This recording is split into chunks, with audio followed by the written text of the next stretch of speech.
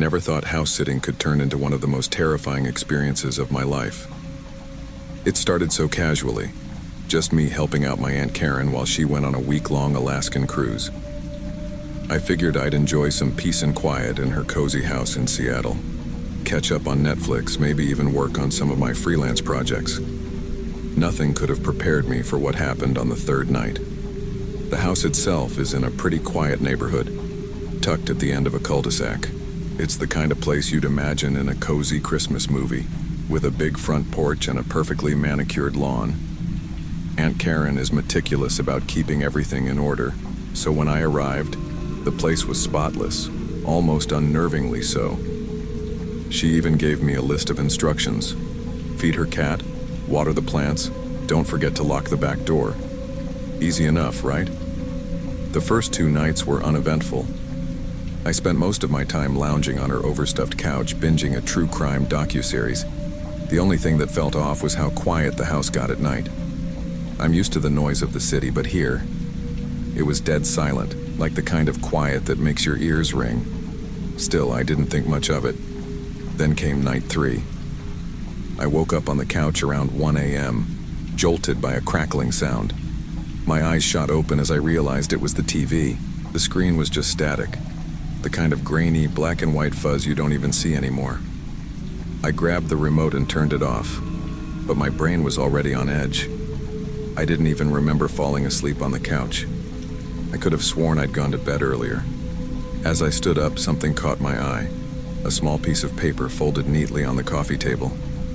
Weird, since I hadn't noticed it before. I picked it up and opened it. Scrawled across the page in messy handwriting were 3 words. "Are you alone?" I laughed nervously, trying to shake off the unease. "Very funny, Emma," I muttered under my breath. Emma, my best friend, had a spare key to Aunt Karen's place. She probably thought it'd be hilarious to prank me while I was staying here. "All right, Emma," I called out, my voice echoing in the empty living room. "You got me. Come on out." Silence. I checked the kitchen, the hallway, even the backyard, but there was no sign of her. As I walked back into the living room, I noticed something else. The framed photo of my aunt and her late husband, which usually sat perfectly centered on the mantel, was tilted slightly to the left. I straightened it and brushed it off as my imagination. But then I spotted the second thing. The antique clock from Aunt Karen's hallway was now sitting on the kitchen counter. A cold chill ran down my spine. This wasn't Emma. Emma wasn't the kind of person to rearrange furniture for a prank. My heart started racing as I glanced around the room, feeling the heavy weight of the house's silence pressing down on me. That's when I heard it. The faintest sound of water dripping. I froze, straining my ears. It wasn't coming from the kitchen. No, it was upstairs. Specifically, from the master bathroom. The dripping sound felt like a metronome, each drop sending a pulse of unease through my chest. I didn't want to go upstairs. Every horror movie I'd ever watched screamed at me to stay put.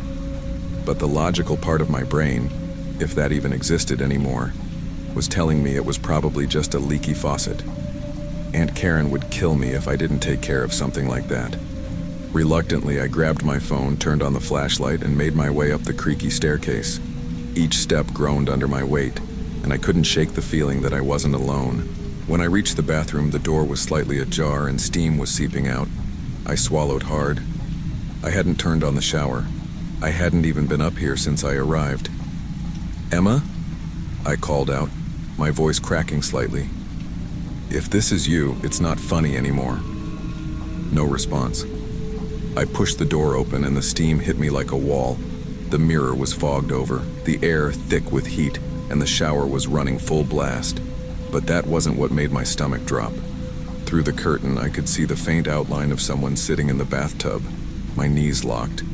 My first thought was Emma. Maybe she'd come over and... What? Decided to take a shower as a joke? It didn't make sense. "Emma, seriously, this isn't cool," I said, my voice trembling. The figure didn't move. "Okay, fine, you win," I said, trying to sound braver than I felt. I reached out and yanked the shower curtain back. The tub was empty. For a split second, my brain struggled to comprehend what I was seeing or not seeing. The water was still running, pouring down into the drain, but there was no one there.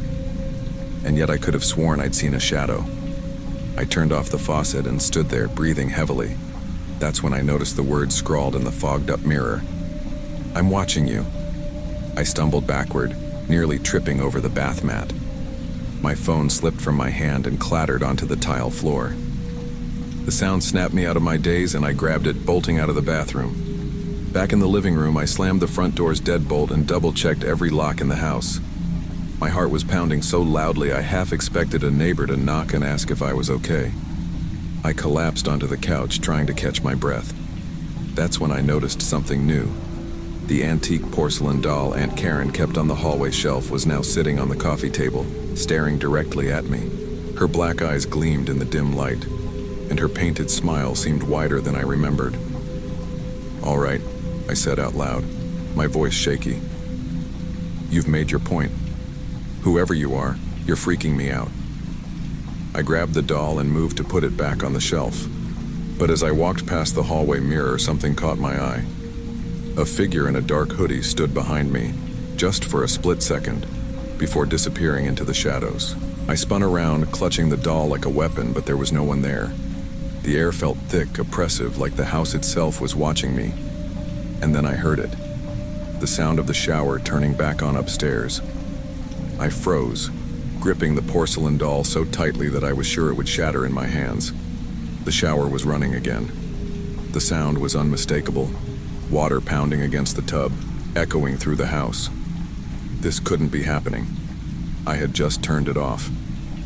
Every instinct in my body screamed for me to get out of the house, to run to the safety of my car and never look back. But my feet felt rooted to the floor, and my mind was a swirling mess of fear and disbelief. "All right," I muttered to myself, trying to muster some courage. "You're not losing it. It's just a leaky pipe or a prank, that's all." I knew it wasn't just a leaky pipe. Slowly, I made my way back up the stairs, my heart pounding with each creak of the wooden steps. The air grew warmer as I approached the bathroom, and by the time I reached the door, it felt like I was walking into a sauna. The door was wide open this time, and the room was filled with steam. Through the haze, I could see the shower curtain was drawn again, and the faint silhouette of a figure was sitting in the tub just like before. "Who's there?" I demanded, my voice cracking. No response. I clenched the doll in one hand, my phone's flashlight in the other, and stepped into the room. My reflection in the fogged-up mirror looked distorted, almost unrecognizable. I yanked the curtain back. The tub was empty again. But this time, there was something new. A phone, one I didn't recognize, was perched on the edge of the tub. Its screen lit up with a single text message. "Turn around." Every muscle in my body locked up. I didn't want to turn around. I didn't want to see whatever was behind me. But I did. Standing in the doorway was a man in a dark hoodie, his face obscured in shadow. I stumbled back, my back hitting the wall. "Who the hell are you?" I shouted. The man didn't move. Instead, he reached into his pocket and pulled out my phone. "Looking for this?" he said, his voice calm, almost amused. I was paralyzed, my mind racing. How long had he been in the house? How did he know so much about me? "You've been having fun with my little game," he said, tossing my phone onto the counter. "But it's about time we raised the stakes." Before I could respond, he lunged at me and everything went black. When I woke up, my head was pounding, and I was lying on the couch in the living room. My wrists and ankles were tied with duct tape, and the room was eerily quiet. The man was sitting across from me in Aunt Karen's favorite armchair, casually eating a tub of ice cream from the freezer. "Comfortable?" he asked, a smirk tugging at the corner of his mouth. "Who are you? What do you want?" I demanded, struggling against the restraints. He ignored my question and took another bite of ice cream. "You know, you're lucky. Most of my little projects don't get this far." "Projects?" He leaned forward, his dark eyes locking onto mine. "You're the star of my latest production, I like to see how far I can push people before they break. Some run, some fight, and some, well, they don't make it. My stomach churned. He wasn't just some random intruder. This guy was a full-blown psychopath. "You won't get away with this," I said, trying to sound braver than I felt. "The cops won't make it in time," he interrupted, finishing my sentence with a grin. "Trust me, I've done this before." I stared at him, trying to memorize every detail of his face, every word he said. If I got out of this alive, I'd make sure he paid for what he'd done. But then he stood up, stretching casually, as if he hadn't just tied me up in a stranger's house. "Well," he said, clapping his hands together, "I think it's time I took my leave. Don't worry, I'll leave you something to remember me by." He walked out of the room, and a few minutes later, I heard the front door close. I didn't relax. I couldn't. The silence was almost worse than his presence. When I finally managed to free myself, I stumbled to the window and saw that my aunt's car was gone. He'd taken her car, along with her jewelry, cash, and anything else of value. But the worst part? The note he left on the coffee table, written in that same messy handwriting. "See you soon." When the police finally arrived, I was sitting on the porch, my knees pulled up to my chest, staring at the note in my hand. I don't even remember calling them, but I must have. Everything after reading those 3 words, "See you soon," was a blur. The officers took my statement, and a detective, a gruff man named Detective Carter, sat me down to go over the details. I told him everything. The sounds, the rearranged objects, the text on the mirror, and the man in the hoodie. His expression was unreadable, but his silence said it all. He didn't believe me.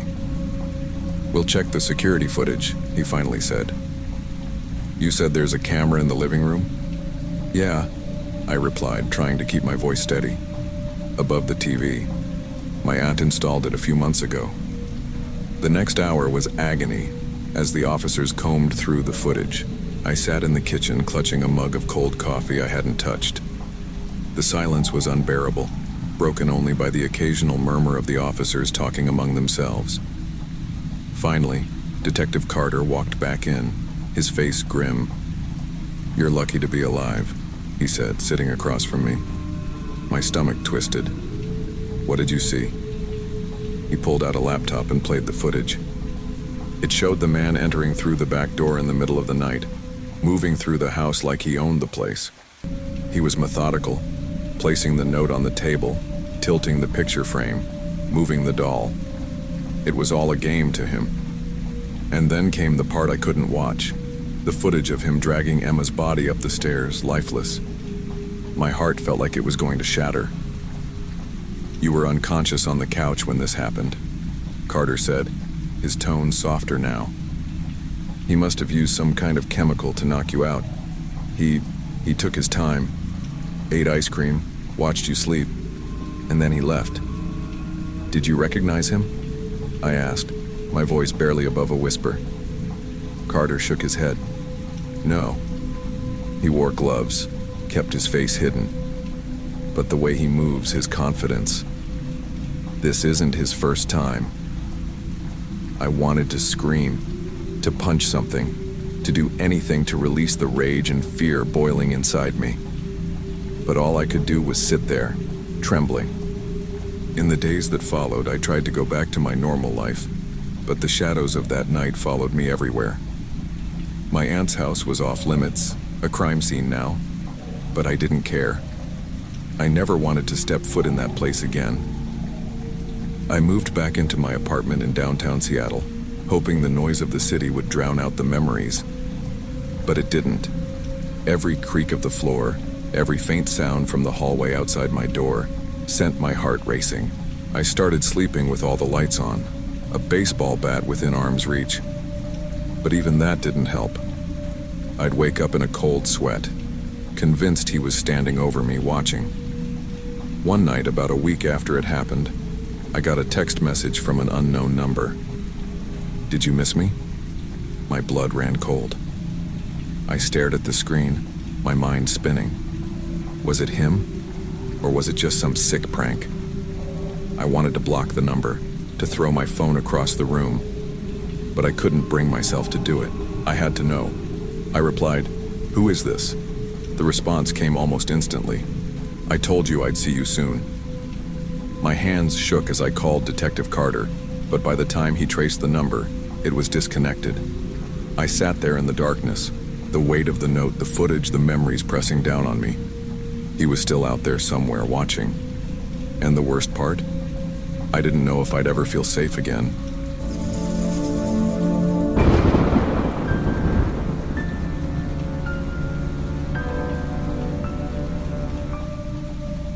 Summer break in Salem, Massachusetts wasn't supposed to be this boring. My friends had all scattered to internships or family trips, leaving me stuck at home with nothing to do. College loans weren't going to pay themselves, so I spent most of my time scouring Craigslist for odd jobs. Babysitting, dog walking, you name it. That's when I saw it. An ad for a house sitter. It was short and vague, like someone had written it in a hurry. House sitter needed. Weekend only. Good pay. Call if interested. The number at the bottom almost looked scribbled, but the words "good pay" jumped out at me like a neon sign. I grabbed my phone and dialed. An elderly woman answered. Her voice was warm, like the kind of grandma who bakes cookies every Sunday. She introduced herself as Mrs. Abernathy and explained that she needed someone to watch her house and garden while she attended a family matter. We talked for less than 5 minutes, and she gave me an address. It wasn't far, just on the edge of town near the woods. When I pulled up to the house the next day, I almost turned around. The place looked ancient, with peeling paint and ivy twisting up the sides. It was a Victorian-style house, the kind you'd see in an old horror movie. But what really caught my eye was the garden.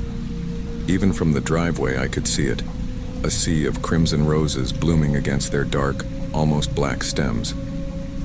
Mrs. Abernathy opened the door before I could knock. She was short with a hunched back and wispy white hair.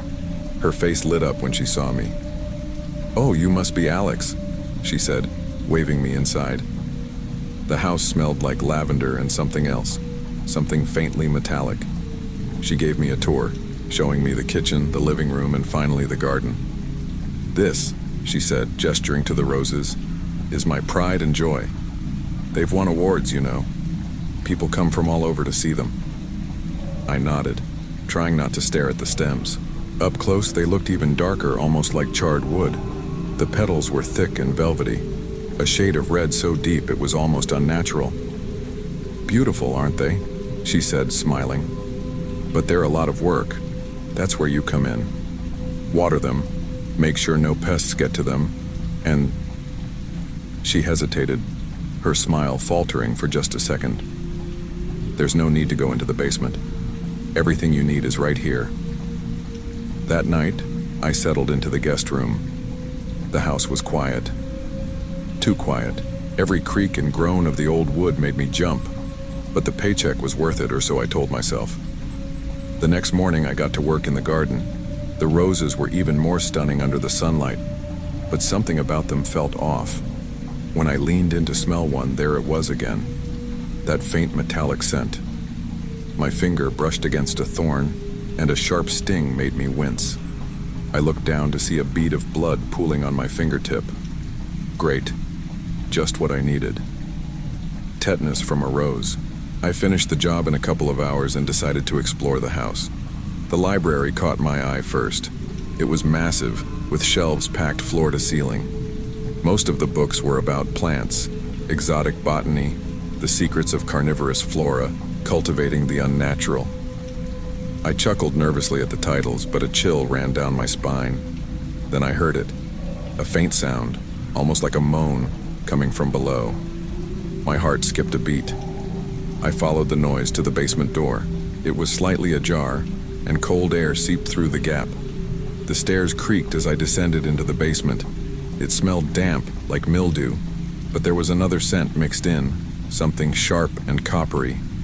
I turned on my phone's flashlight and scanned the room. It was cluttered with gardening tools, pots, and bags of fertilizer. But then I noticed the door. It was metal, with rusted edges and a padlock hanging from it. The faint noise was coming from behind it. I hesitated, every instinct screaming at me to turn back. But curiosity won. The padlock wasn't latched, so I slid it off and pulled the door open. Inside, the room glowed with a faint red light. It took me a moment to realize why. The walls were covered in vines, thick black vines with tiny red flowers blooming from them. And in the center of the room were cages. The first cage held a boy, maybe 8 years old. His face was pale, and his clothes were filthy. But what caught my attention was his leg, or what was left of it. It ended just below the knee, wrapped in dirty bandages. "Hey," I whispered, crouching by the cage. "It's okay. I'm here to help." The boy didn't move. His eyes were wide, filled with terror. "She'll find you," he whispered. I tried to open the cage, but the lock was old and rusted shut. I fumbled with my pocket knife until it finally gave way. "Come on," I said, reaching for the boy. But he shook his head. "She'll know," he whispered again, his voice trembling. "She always knows." I turned to look at the other cages. There were 3 more, each holding a child. Some were missing arms, others legs. The realization hit me like a punch to the gut. Those roses, the blood, the metallic smell. She was feeding them, feeding her plants with these kids. I felt bile rise in my throat as I dialed 911. My hands were shaking so badly I almost dropped the phone. I whispered everything to the operator, but before I could finish, I heard it, the sound of a car door slamming. She was back. I rushed to the basement door, closing it quietly and locking it from the inside. My heart pounded as her footsteps echoed above me. "I'm home," she called out, her voice sing-songy. "Did you take good care of my roses?" I whispered to the kids. "Stay quiet," and grabbed a rusty spade from the corner of the room. It wasn't much, but it was better than nothing. The basement door rattled. "Alex?" she called, her voice sharper now. "Why is this locked?" I backed into the shadows, holding my breath. The door creaked open, and she stepped inside, her cane tapping against the floor. Her eyes scanned the room, narrowing when they landed on me. "You've been where you shouldn't, haven't you?" I didn't answer. She lunged at me faster than I expected, her cane swinging like a weapon. I dodged, but she was relentless. The kids screamed as she cornered me. "You don't understand," she hissed. "They're special. They're nourishment. Without them, the roses will die." The sound of sirens cut through the air. Her face twisted with rage, and she turned to bolt up the stairs. But I wasn't letting her go. I tackled her, and we both tumbled down. The last thing I remembered was the sound of her head hitting the concrete. When I woke up, the police were there. They found the kids and arrested Mrs.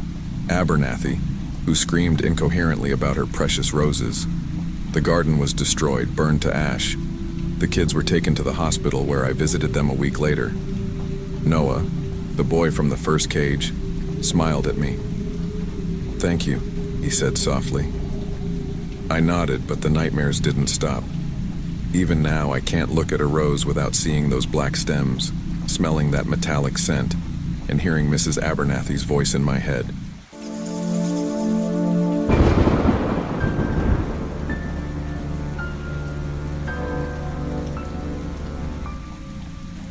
I never expected my weekend to turn into a nightmare. It was supposed to be simple. Watch my old history teacher's house for 3 days and make $500. Easy money, right? Mr. Whitaker had always been a little strange, though. He was one of those teachers who barely smiled and seemed too obsessed with the Civil War and old architecture. But I needed the cash, so when he called me, I said yes, without much thought. His house was in Savannah, Georgia, a historic Victorian home tucked away behind overgrown hedges and a rusty iron gate. The place looked straight out of a ghost story. When I pulled up, the windows loomed like dark, watching eyes. Mr. Whitaker greeted me at the door, smiling in a way that felt wrong. "You'll love it here, Rachel," he said, his voice smooth but cold. "It's peaceful." Inside, the house was just as creepy as the outside. Heavy furniture, faded rugs, and dusty chandeliers gave it an almost suffocating atmosphere. During the tour, he pointed out a few things: the kitchen, the living room, and the locked basement door. "Don't go in there," he said, his tone sharpening. "It's not safe, the stairs are unstable." I nodded, already wanting to get out of there. When he finally left, I breathed a sigh of relief. Alone in the house, I figured I'd just do my job and leave the exploring for braver souls. The first night felt wrong from the start. I'd set up my sleeping bag in the living room. It was open and well lit, unlike the shadowy bedrooms upstairs. After a quick dinner, I tried to relax on the couch, but every creak of the floorboards made my skin crawl. Around midnight, I woke up to a sound. It was faint at first, like a soft tap, tap, tap. I froze, listening. The noise seemed to be coming from the basement door. I told myself it was just the house settling. "Old houses make noises," I whispered, but my voice didn't even convince me. The tapping stopped, and I let out a shaky breath. Just as I started to drift back to sleep, I heard something else. A faint click, like a camera shutter. My heart raced. "Who's there?" I called, shining my phone's flashlight around the room. No one answered, and nothing seemed out of place.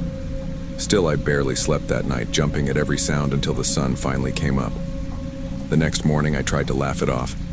"You're just paranoid, Rachel," I told myself. With sunlight pouring through the windows, the house felt a little less intimidating. But as I went about my day, strange things started piling up. First, my phone charger was missing. I searched everywhere but couldn't find it. Then I noticed my backpack had been moved. It wasn't where I'd left it the night before. In the afternoon, while cleaning the kitchen, I heard it again, the tapping. This time, it was louder. I tiptoed toward the basement door, my pulse racing. Pressing my ear against it, I could swear I heard whispering. I yanked myself away, telling myself I was imagining things. Still, I shoved a chair under the doorknob, just in case. That night, things escalated. The whispers turned into faint footsteps, and I swore I saw a shadow move across the hallway. I texted my friend Mia, telling her about the noises. "You should leave," she replied. "It's not worth it." But I stayed. $500 was too much to give up, and I didn't want to seem like a coward. By the third night, I was done pretending everything was fine. I decided to stay awake, armed with a flashlight and a heavy kitchen knife. Around 2 a.m., I heard the footsteps again, this time closer. The basement door creaked open. My heart nearly stopped. Slowly, I crept toward the door, my hands trembling. Peering down the dark staircase, I spotted a faint glow, a flickering light coming from below. I forced myself to go down step by step. At the bottom, I found a hidden room. The air was damp and stale, and the smell of mold hit me like a wall. There was a mattress on the floor, piles of food wrappers, and photos. Dozens of them. All of me. Sleeping, walking, eating. My blood ran cold. A sound behind me made me spin around, and there he was, Mr. Whitaker. His face was pale, his eyes wild. He held a camera in one hand and a knife in the other. "You shouldn't have come down here," he said, his voice low and dangerous. "Now you've ruined everything." Before I could think, he lunged at me. I swung the flashlight at his head, catching him off guard, and bolted up the stairs. My legs burned as I sprinted to the front door, but it was locked. His keys were missing. I turned and ran upstairs instead, locking myself in the first bedroom I found. My hands shook so badly I could barely dial 911. "There's someone in the house," I whispered into the phone. "He's trying to kill me." Whitaker banged on the door, shouting, "You don't understand. This was supposed to be perfect." Minutes felt like hours as I hid, clutching the knife and listening to him pacing outside the door. Then finally, the sound of sirens filled the air. The police broke down the front door and I screamed, "Up here!" Whitaker tried to run, but they tackled him before he got far. As they dragged him out, he kept screaming about how I ruined his masterpiece. Even after he was gone, the fear didn't leave me. The police found even more horrifying things in the basement. Journals detailing his obsession with me and plans for... I don't even want to say it. The scariest part? They found a crawl space connected to the walls of the house. He'd been moving through the walls the entire time, watching me, waiting. A week later, I got a call from the police. Whitaker had posted bail but died of a heart attack before his trial. I should have felt relief, but instead I felt cheated. He didn't pay for what he did, and I was left to pick up the pieces. To this day, I can't sleep without triple-checking every lock and keeping a light on. And I'll never ever take a house-sitting job again. If there's one thing I can tell you, it's this: trust your instincts. If something feels wrong, don't stick around to find out why.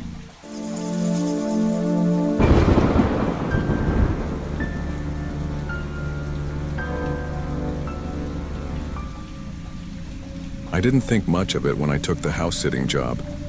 The couple offered good money for a simple weekend stay in Villisca, Iowa. It sounded perfect. Quiet, no interruptions, just me and some coursework I needed to catch up on. When I met the owners, though, I noticed something off. The husband was tall and reserved, barely speaking, while the wife, a petite woman with tired eyes, seemed overly cautious. She handed me the keys, her hand trembling slightly. "Thanks for helping us," she said softly, hesitating before adding, "Just remember, don't go into the basement." That should have been my first red flag. I laughed nervously, thinking it was a joke, but she didn't crack a smile. Her husband muttered something about an emergency trip and hurried her into the car before I could ask anything else. Driving into Villisca was like stepping into a time capsule. Old brick buildings lined the streets, and the people seemed more curious than friendly. When I pulled up to the house, I got my first real look at it. A two-story Victorian with sagging shutters, chipped paint, and an air of neglect that felt deliberate, like it was daring you to look closer. Inside, the house smelled like old wood and dust. The creaky floors and faded wallpaper gave it an antique charm, but there was an underlying unease I couldn't shake. As I walked through, I noticed little things: a rocking chair swaying slightly in the living room, a family portrait with the faces scratched out, and children's toys scattered in one of the upstairs bedrooms. I chalked it up to the house's age and settled in. Still, the wife's warning about the basement echoed in my mind. The first night was quiet at first. I made myself dinner, checked the locks, and curled up on the couch with my laptop. The Wi-Fi barely worked, so I gave up on studying and decided to explore the house instead. The upstairs was the creepiest. One bedroom was filled with old toys, blocks, stuffed animals, and a cracked porcelain doll propped up on a rocking chair. Its painted smile was unsettling, like it was hiding something. I shut the door quickly and decided to stick to the living room for the night. Around midnight, the noises started. At first, it was subtle, soft creaks and faint tapping sounds. I told myself it was the wind or the house settling, but then I heard footsteps above me, steady and deliberate, moving from one room to another. "Hello?" I called out, grabbing a flashlight and heading upstairs. The air was colder up there, and the hallway seemed darker than before. I checked each room, but they were all empty, except the doll. It wasn't in the rocking chair anymore. I found it sitting in the middle of the hallway, its cracked face turned toward me. My hands shook as I picked it up and placed it back in the toy room, closing the door firmly behind me. As I turned to leave, I heard a faint giggle, soft, childlike, and impossibly close. I didn't sleep that night. The next morning, I woke up feeling like I hadn't slept at all. My dreams were vivid and terrifying. Children crying, shadows moving through the halls, and a figure standing at the foot of my bed, holding an axe. I tried to shake it off, convincing myself it was just my imagination. But when I went to the bathroom, I noticed something that stopped me cold. Scratched into the bathroom mirror were the words, "Help us." I stumbled back, my heart racing. Had that been there before? No, I would have noticed. Determined to make sense of it, I started digging into the house's history. What I found chilled me to the bone. In 1912, the Villisca axe murders took place in this very house. 8 people were slaughtered in their beds, 6 of them children. The crime was never solved, and rumors of hauntings followed the property ever since. As I read, I noticed a detail I hadn't seen before. Witnesses claimed the killer had hidden in the attic for hours before the murders, waiting for the family to fall asleep. I glanced toward the ceiling, my stomach twisting. By nightfall, I was a wreck. Every creak, every shadow put me on edge. I stayed downstairs, avoiding the toy room and the upstairs entirely. Around midnight, I noticed something strange about the mirror in the living room. The reflection didn't match the room. Instead, it showed a little girl standing by the fireplace. She looked no older than 10, with wide, haunted eyes and a dress that seemed decades out of style. "Who are you?" I whispered, my voice trembling. The girl raised a hand and pointed, not at me, but toward the basement door. "No," I said aloud, shaking my head. But the room seemed to darken, and the air grew heavier, pressing me toward the door. I didn't want to go down there, but it felt like I had no choice. The basement was freezing, and the smell of damp wood and rust filled my nose. At the bottom of the stairs, I found an old chest. Inside was a stack of papers, yellowed with age. One stood out, a child's diary. The name Sarah Moore was written on the inside cover. I flipped through the pages, my hands shaking. The final entry made my blood run cold. "He's here. Mommy says we'll be safe, but I know we're not. If someone finds this, please help us." The basement felt alive, like the walls were closing in on me. As I held the diary, the whispers started again, louder this time. "Help us. Save us." The voices grew into a deafening roar, and I dropped the diary, stumbling backward. That's when I saw it. In the corner of the basement, a shadowy figure stood watching me. Its form was distorted like smoke trying to take shape. In its hand, it held an axe. My legs refused to move. The figure stepped closer, the blade glinting even in the dim light. "Get away!" I screamed, but my voice barely echoed in the oppressive silence. The diary on the floor began to glow faintly, its pages fluttering as if caught in an invisible wind. Desperate, I grabbed the diary and held it up between me and the figure. The whispers turned into screams, and the figure recoiled, its smoky form dissipating like fog in the sun. A blinding light erupted from the diary, filling the basement with warmth and silence. When the light faded, the basement was empty. The oppressive weight was gone, replaced by an eerie calm. I climbed the stairs, clutching the diary like a lifeline. I left the house at first light, not even bothering to pack my things. The couple didn't seem surprised when I returned the keys, their expressions a mix of pity and relief. "You saw them, didn't you?" the wife asked softly. I nodded, unable to speak. As I drove away, I felt the weight of what I'd experienced settle on my shoulders. I couldn't stop thinking about Sarah and the others. Their voices still echoed in my mind, their pleas for help unanswered. Even now, I can't look in a mirror without expecting to see her, the little girl with haunted eyes waiting for someone brave enough to free them.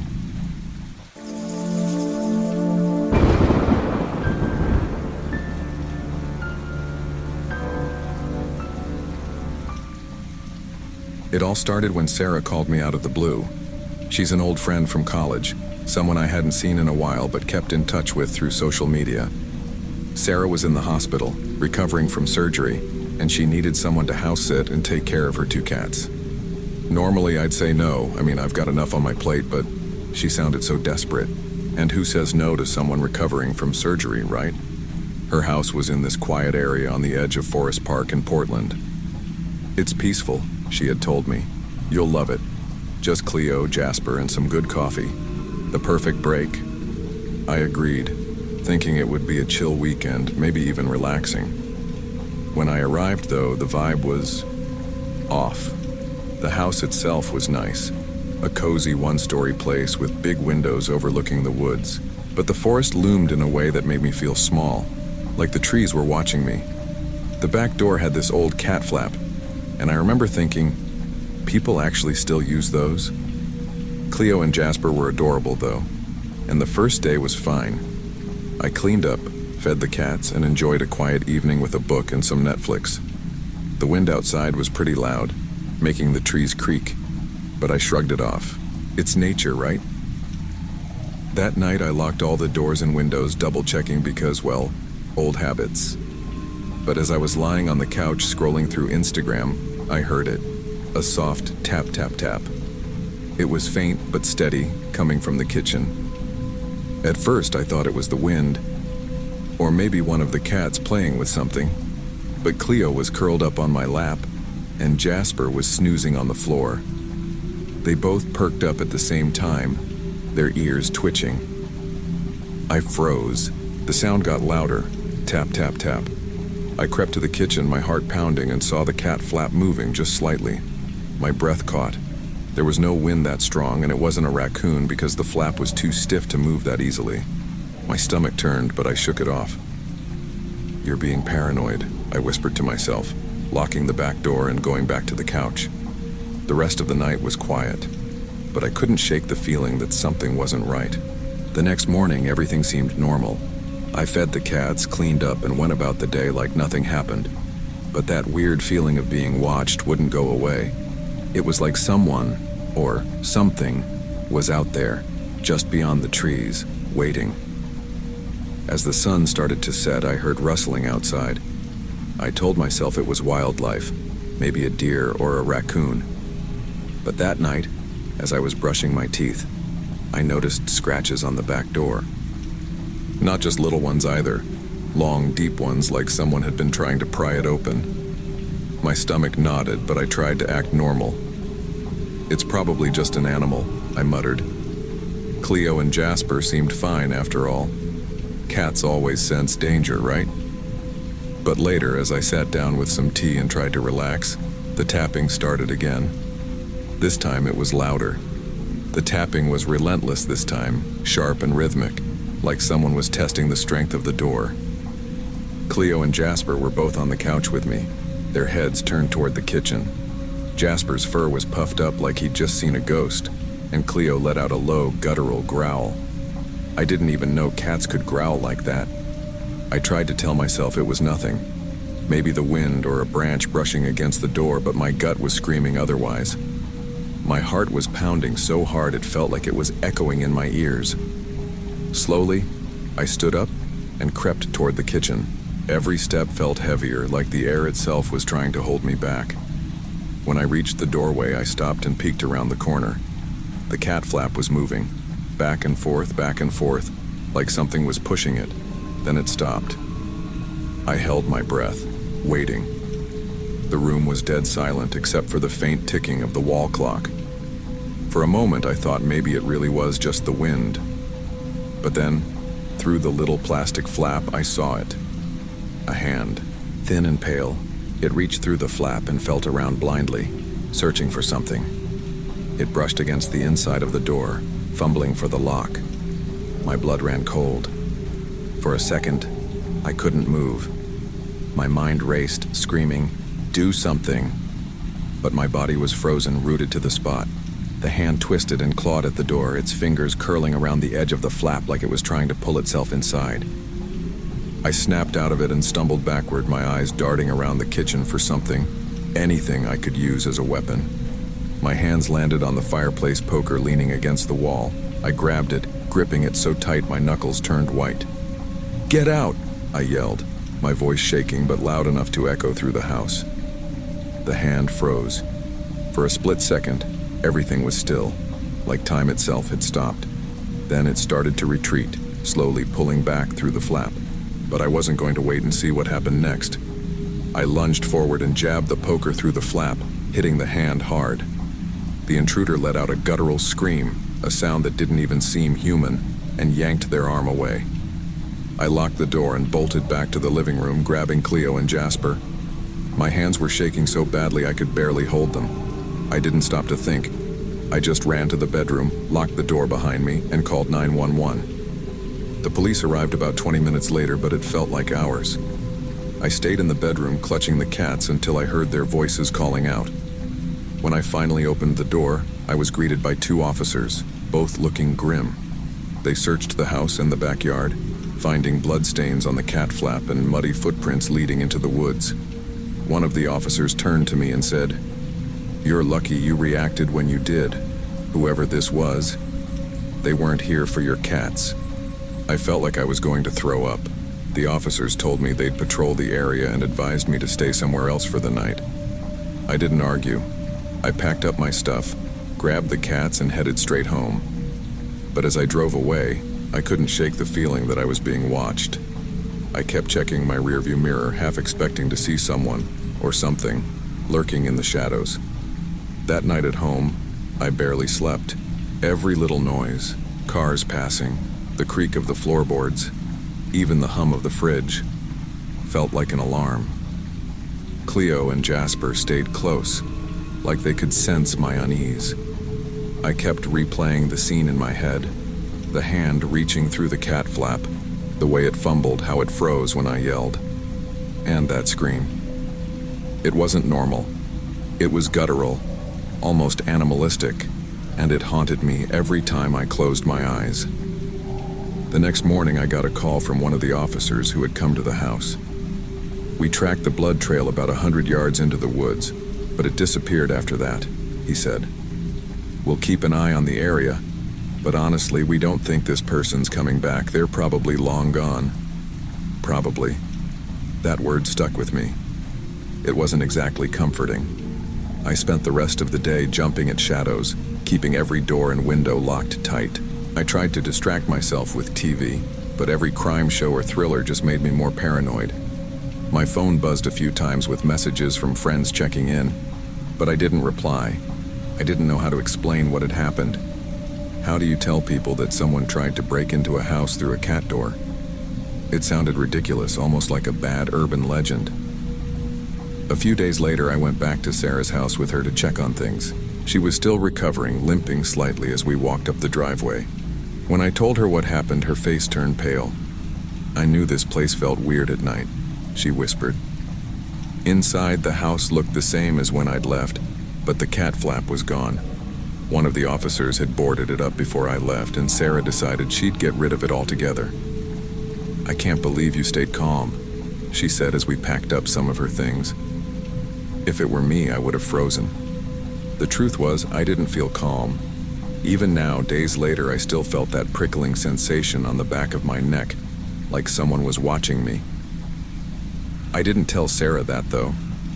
She didn't need to hear about how close I'd been to running out of the house screaming that night. Looking back, I can't stop wondering what would have happened if I hadn't reacted the way I did. If I hadn't grabbed that poker. If I hadn't yelled. That hand was reaching for the lock, and if it had managed to open the door. I don't even want to think about it. The scariest part? The police never found the person. No arrests, no leads, just a trail of blood that vanished into the woods. Whoever they were, they're still out there. I've replayed the whole thing in my mind so many times, trying to make sense of it. Maybe they were just some desperate thief, looking for a quick score. Or maybe it was something worse, something I don't even want to say out loud. All I know is that I'll never house sit in a secluded area again. And if I ever see a house with a cat flap, I'm walking the other way. Some things just aren't worth the risk.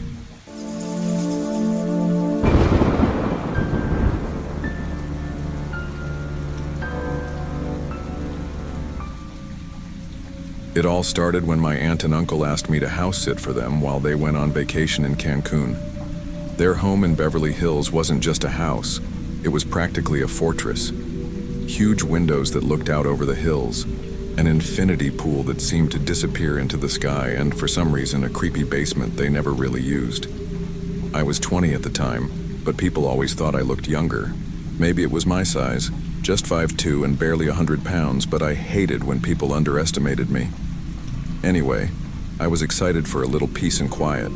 Finals were coming up, and I thought it would be a great chance to study and relax without any roommates blasting music or slamming doors. For the first 3 days, it was perfect. I woke up late, lounged by the pool, and even managed to get through some of my textbooks. I kept things simple. Checked the mail, watered the plants, and made sure everything was in order. But at night, the vibe was different. The house felt too big, and the hills were so quiet it was almost loud, if that makes sense. I tried to shake it off, told myself I was just being dramatic, but every creak and groan of the house made my skin crawl. By the third night, I could have sworn I heard something outside, but when I checked, there was nothing there. Just the wind rustling through the trees. It was the fourth night when everything went south. I'd been up late cramming for a chemistry exam and realized I'd forgotten to lock the basement door. My aunt had drilled it into me before she left. Always lock the basement, and don't forget the alarm. I grabbed my phone and headed for the security panel by the kitchen to check the cameras. I wasn't expecting to see anything, it was more for peace of mind. But when I pulled up the live feed, my heart stopped. There he was. A bald guy, maybe in his 40s, wearing dark clothes, slowly climbing the basement stairs. And he was holding a red balloon. I froze, staring at the screen. He looked right at the camera, right at me, like he knew I was watching. My chest tightened and I could barely breathe. Who the hell carries a balloon into someone's basement in the middle of the night? I backed away from the screen, trying not to panic. My brain was screaming at me to call the cops, but I didn't want to make any noise. The stairs creaked on the camera feed as he kept climbing. I felt trapped, alone, vulnerable. My heart was racing so fast I thought it might give me away. I knew I didn't have much time. He was almost at the top of the stairs and I didn't know what his next move would be. My hands were shaking as I tried to think. I wasn't strong and I sure as hell wasn't about to confront him, but I had to do something. That's when it hit me. If he thought I wasn't alone, maybe he'd back off. I took a deep breath and shouted as loud as I could. "Ethan, did you hear that? Grab the gun and check it out." My voice cracked a little, but it was loud enough to echo through the house. I glanced at the camera. The man had stopped. He stood frozen on the stairs, clutching that damn balloon like he was trying to decide if I was bluffing. I doubled down. "Seriously, Ethan, hurry up.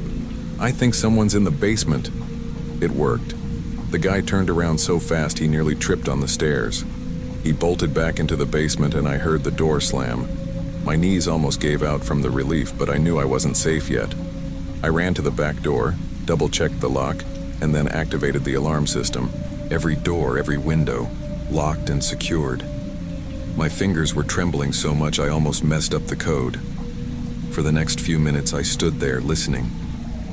My heart was pounding, but the house was dead silent. No creaking stairs, no heavy footsteps, no sound of a balloon scraping against the walls.